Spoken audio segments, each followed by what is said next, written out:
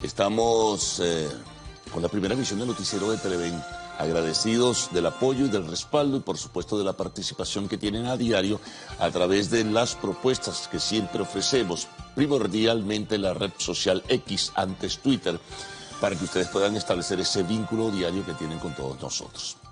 Muy amables por la audiencia, por lo demás.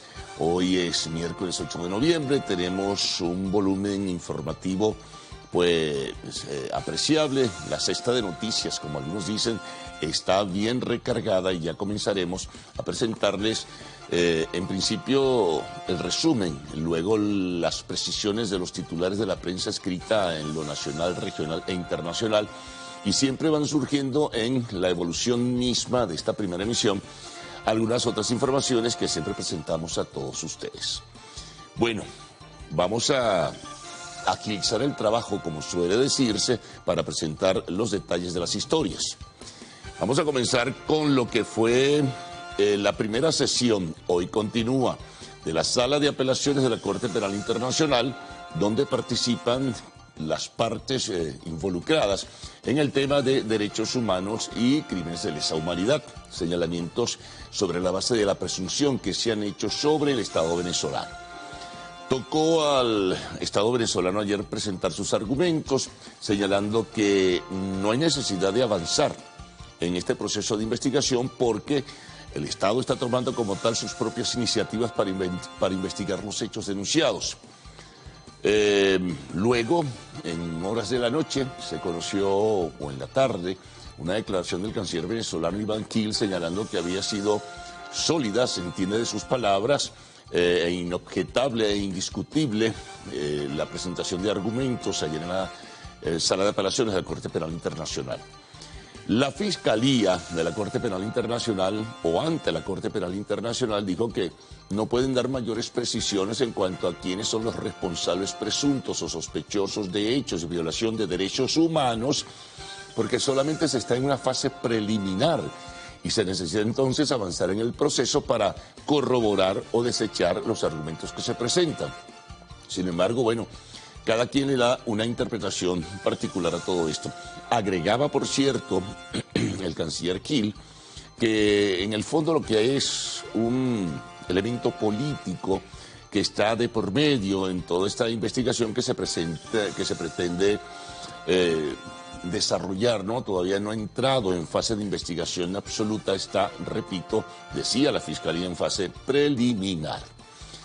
Hoy toca también presentar nuevos argumentos, también la defensa de las víctimas, que tuvo de alguna forma participación también en el día de ayer, ofrecerá detalles y luego, bueno, esa sala de apelaciones evaluará los criterios de cada una de las partes y determinará si debe detenerse la investigación que ha tomado como iniciativa la Fiscalía de la Corte Penal Internacional o ante la Corte Penal Internacional, o sencillamente, bueno, seguir adelante con todo este proceso que tiene un volumen copioso, apreciable, significativo, de páginas, donde se hacen señalamientos y acusaciones contra el Estado venezolano por violación de derechos humanos presuntos y también de crímenes presuntos de lesa humanidad.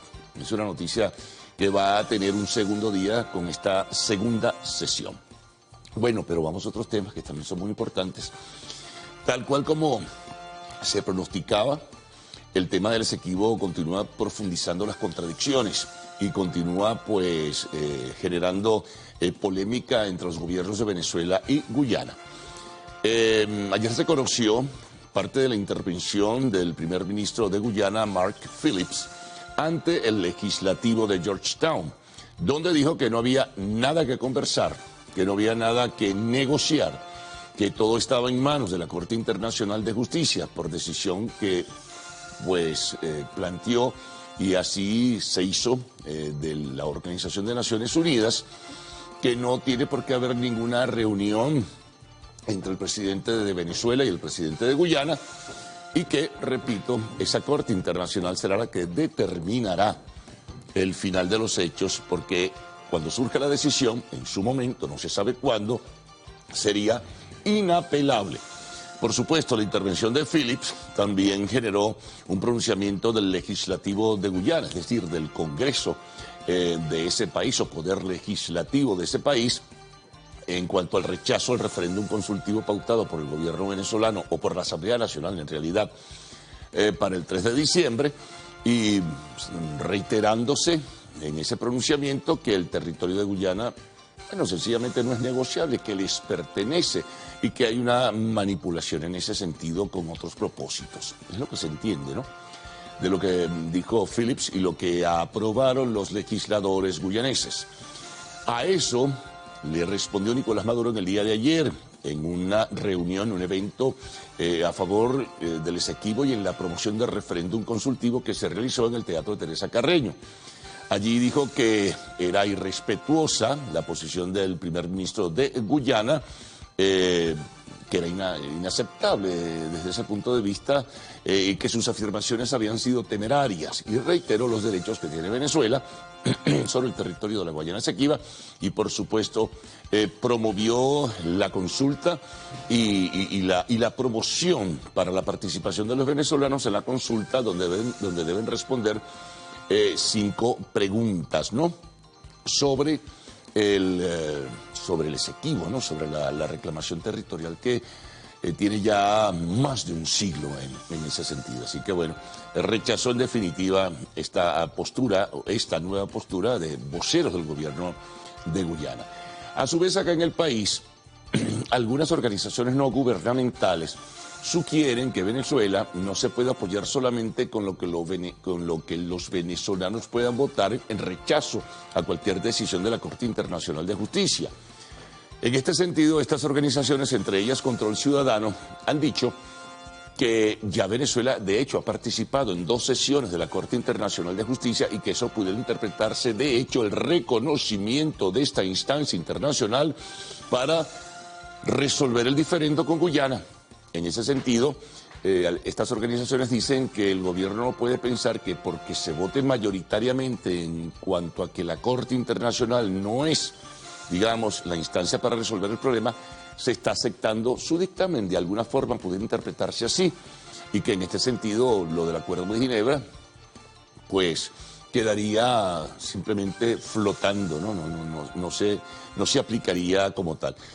El gobierno venezolano, el mismo Maduro, también ayer señalaba que uno de los responsables de esta irregular situación para él, lo de la intervención de la Corte Internacional de Justicia, era el secretario general de Naciones Unidas, Antonio Guterres, quien fue el que exhortó a este máximo tribunal internacional a que definiera las cosas. Dijo que la Corte Internacional de Justicia no tiene por qué sencillamente involucrarse en un hecho soberano como este, que es la postura que tiene el partido de gobierno y también otros factores de la vida política venezolana.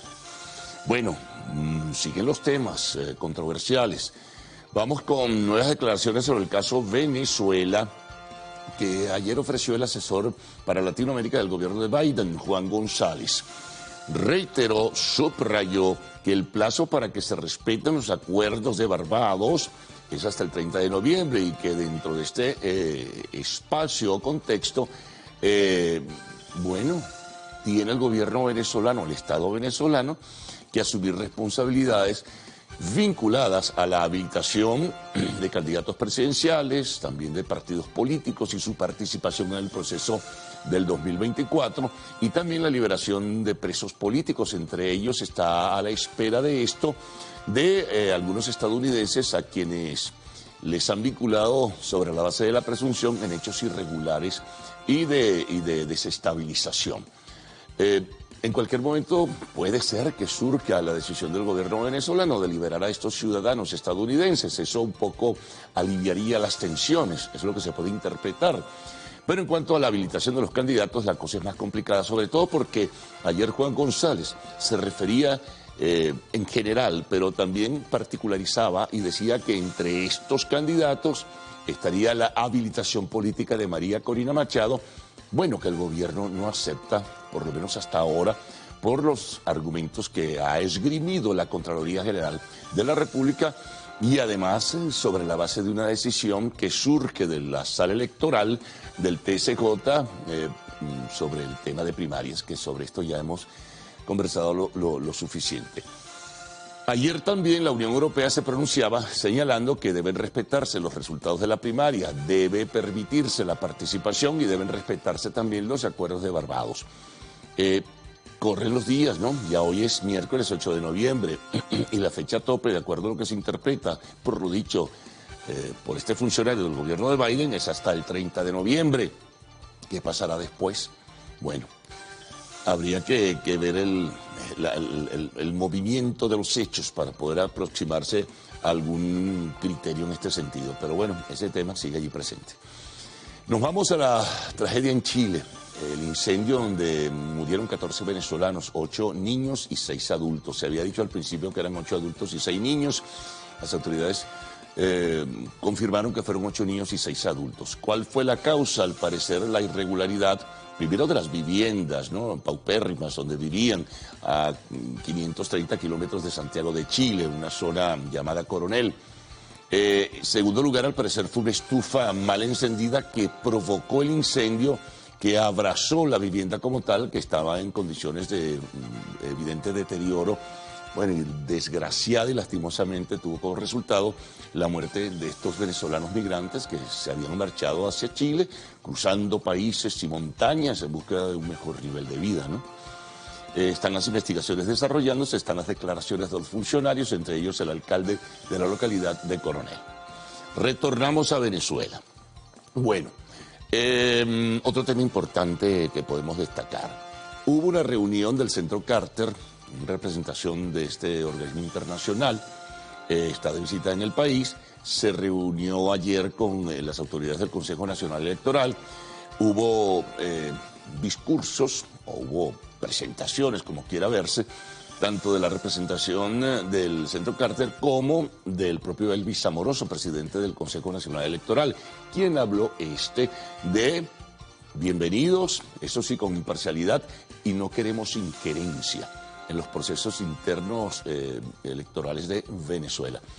El representante del Centro Carter, o la representante, dijo que, bueno, que agradecían la reunión, la invitación, que la calificó de cortesía Amoroso, y que, bueno, ellos apoyándose en lo que fue el acuerdo de Barbados, ese instrumento que surgió y que firmaron la oposición y el gobierno, pues están en la disposición de involucrarse y participar como observadores en la elección presidencial del año 2024. Otra información importante, atención, esto tiene que ver con la salud. La Cámara de Industria Farmacéutica está denunciando que siguen llegando vía Colombia y a través del contrabando medicinas falsificadas, tratamientos falsificados, analgésicos, tratamientos, imagínense, contra el cáncer de mama y otros. Hay que tener mucho cuidado, tienen que tener la garantía de laboratorios. También reconoce CIFAR, la Cámara de Industria Farmacéutica, que han llegado medicamentos adecuados, pero que no entran por las vías legales ni con el permiso sanitario del Instituto Nacional de Higiene, y que además tienen que tener cuidado, advertía, estos productos deben ser adquiridos en farmacias autorizadas y farmacias, bueno, que tengan la credibilidad necesaria. Cuidado con la falsificación de medicamentos. Vamos al tema internacional. Bueno, Israel.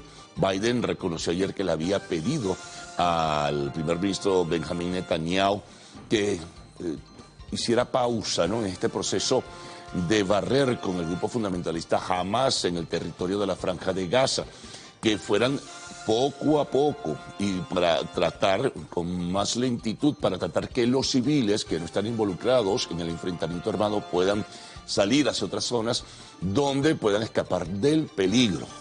Ayer también el ministro de la Defensa de Israel señalaba que no puede detenerse la ofensiva sobre la Franja de Gaza hasta que no se liberen los rehenes. Es una condición fundamental y en este sentido no puede haber alto al fuego si ello no ocurre. Por lo demás, el primer ministro Netanyahu calificó de extraordinaria la ofensiva sobre el territorio palestino. Así que el tema sigue allí presente y sigue la guerra. Bueno, de España, nuevamente miles de manifestantes salieron a las calles a protestar contra la ley de amnistía que, bueno, haría posible el retorno de personas que tienen cita con la justicia por el tema de Cataluña.